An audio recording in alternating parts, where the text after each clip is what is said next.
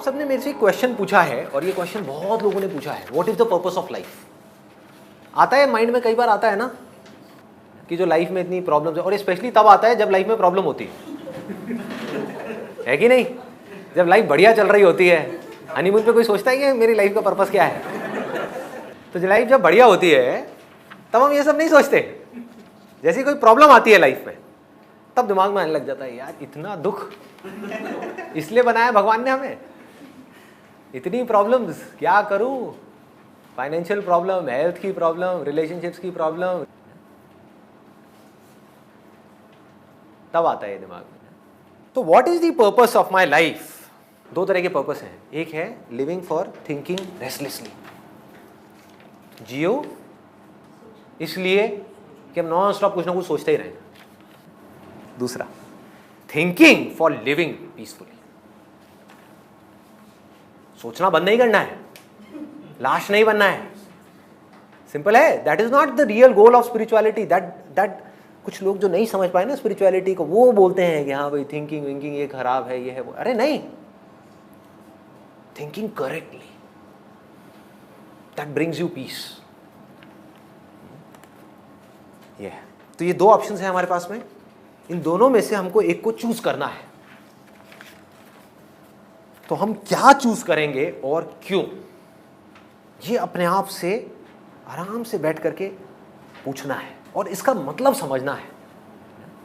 एक एक वर्ड को बारीकी से पकड़ो। अगर इसको आपको पकड़ में आ गया तो आपकी लाइफ के हर प्रॉब्लम्स के सॉल्यूशंस आपको मिल जाएंगे।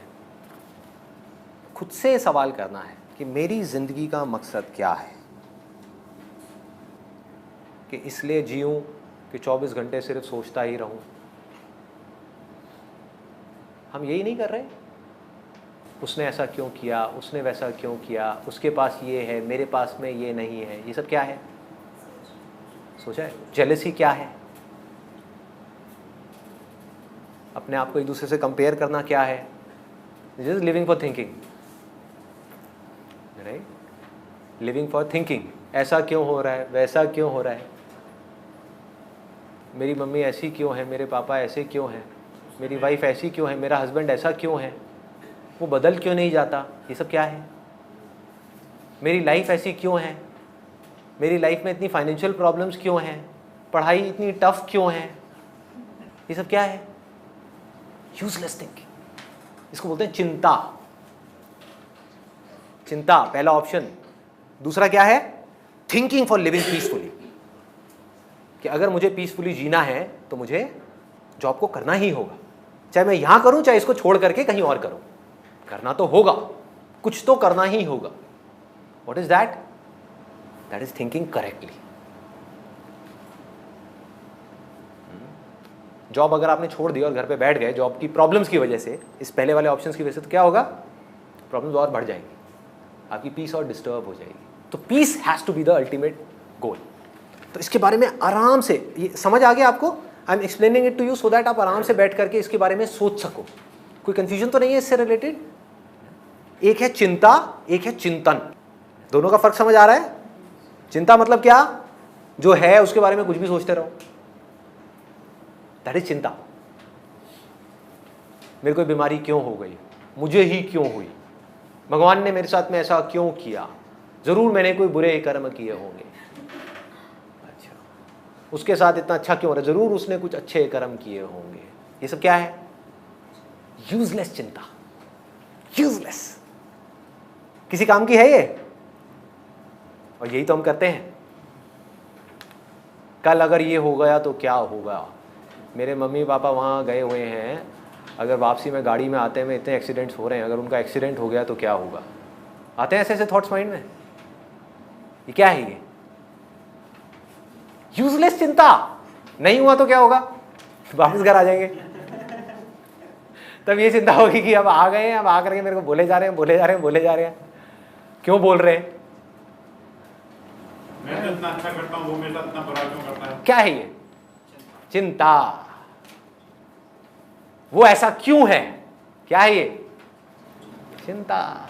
जैसा है सो है, कोई जवाब है, जैसी दुनिया है सो है, एक्सेप्ट कर लो। बिल्ली चूहे को क्यों खाती है, क्या है ये? क्या है ये?